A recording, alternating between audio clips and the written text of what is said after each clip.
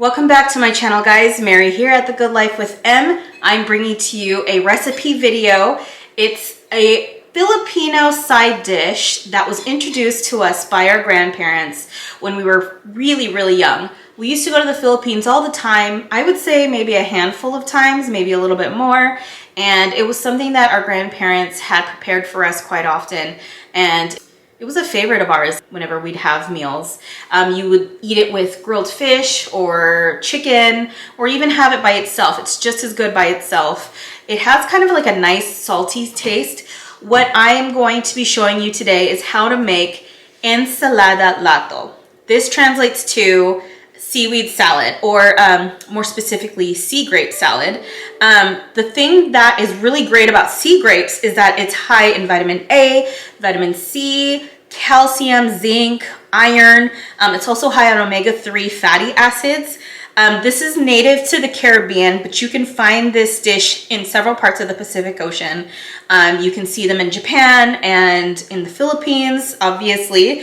It has some medicinal properties.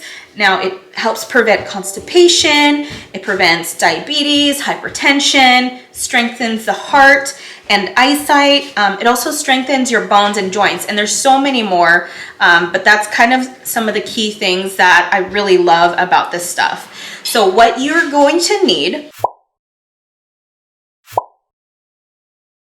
is you're gonna need your strainer because you want to clean out your or clean up your veggies before you serve them. I have here some grape tomatoes. They're heirloom, I guess, grape tomatoes, and I like to use these because they're very sweet, they're colorful, they're really pretty and crisp. Now you can use any tomato that you want. You can use Roma tomato, the large tomatoes that you put in burgers, the small tomatoes, cherry tomatoes, whatever you have, and that would work fine.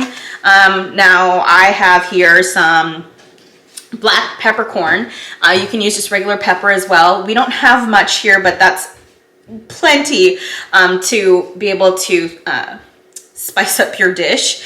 And then you're going to use some green onion or spring onion, whatever it is that you call it. And I used here probably like a third of a cup. But yeah, that's how much you want. Now you can use red onion or shallots or white onion, but I tend to go for this because it's a little bit more mild in taste, whereas like a red onion is a little bit stronger. I'll insert a picture on my Instagram and you'll see I used shallots. And I mean, it was fine, but it was still good. It's just a little strong for my taste. And then last but not least, you are going to want to use the sea grapes. I know it doesn't look like much right now, but you'll see throughout the video that they'll start to expand once I wash them. Yes, but you're gonna wanna use this. This can get really expensive if you were to get it at your local Asian market. These run about, I want to say like I think it's like $10 a piece on Amazon for this little jar.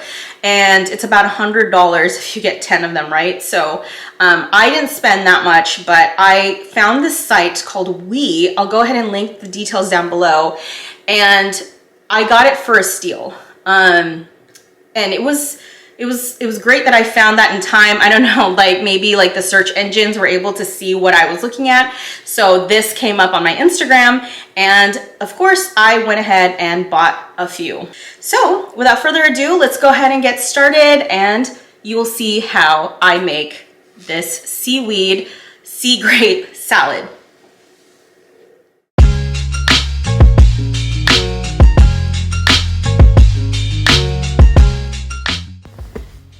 So because I was serving a family of 7, my brothers did come over later in the evening. I used the whole pack of the heirloom grape tomatoes that I showed you earlier. Here I found a bad piece, and I took that out because you don't want anything soggy in there. So I just made sure that I washed every single one as best as I could. I usually run it under the water for a couple minutes or so, and I just kind of rub everything. I'll take each tomato and cut them lengthwise in 4s, and I like them to be a little bit smaller because to me it's just easier to eat. It's more palatable.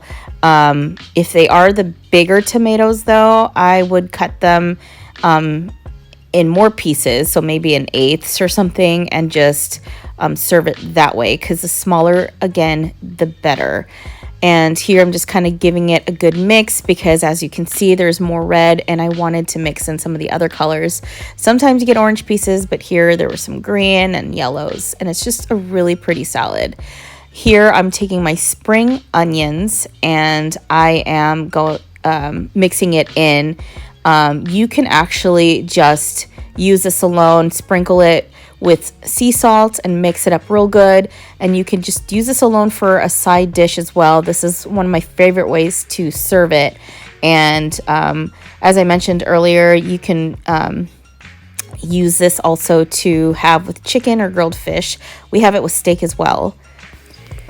And now for the most important part are the sea grapes. Now, looking in the jar doesn't look like much, but once you take it out of the jar, it looks kind of like a big clump of goo. That's the best way to explain it.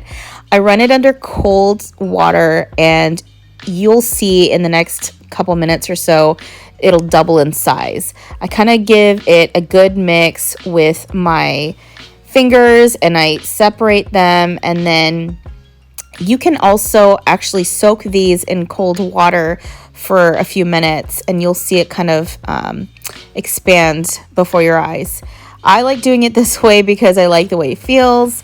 It's just really cool, and it feels really sturdy and fluffy, if that makes sense. But the reason why we have to run it under cold water is because it gets rid of the salt water and just kind of gives it a fresh taste and helps it expand, because they dehydrate really easily. And I know some people will mix this with vinegar. I don't like to do that because it, again, dehydrates and then it starts to shrink a little bit. The less ingredients for me, the better. Some people also kind of put like a squeeze of lemon, or calamansi, which is kind of like a citrus fruit in the Philippines. But here you can see. And then I will go ahead and add this bunch to the tomato mixture that I did earlier. Now, this whole jar can feed more than 2 people, obviously, the way it looks. And with the other ingredients, it does make it it makes it more of a bigger dish. So because I was having so many people over, it just made sense to do the whole thing. It's really important to gather whatever has settled on the bottom and fold it nicely on top, so that way you get an even distribution of the vegetables. I'm using black peppercorn here and grinding it up atop the salad. And you can actually use ground pepper too if that's what you have. Just make sure that you're careful with the application, I guess, and you kind of do it to taste.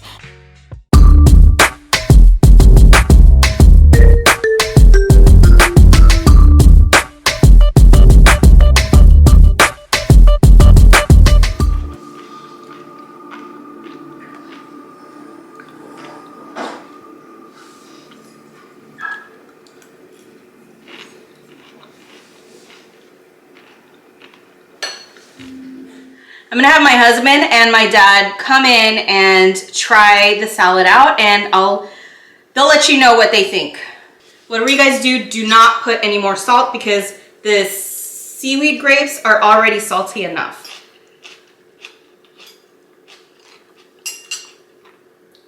Good? Yeah, it's good. All right, cool. So that's how you make seaweed salad. If you guys liked that video, please give me a like, comment, share, and subscribe if you haven't done so already.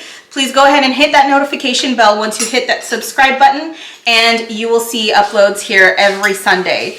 If you haven't followed me already, go on your Instagram and follow me at The Good Life with M.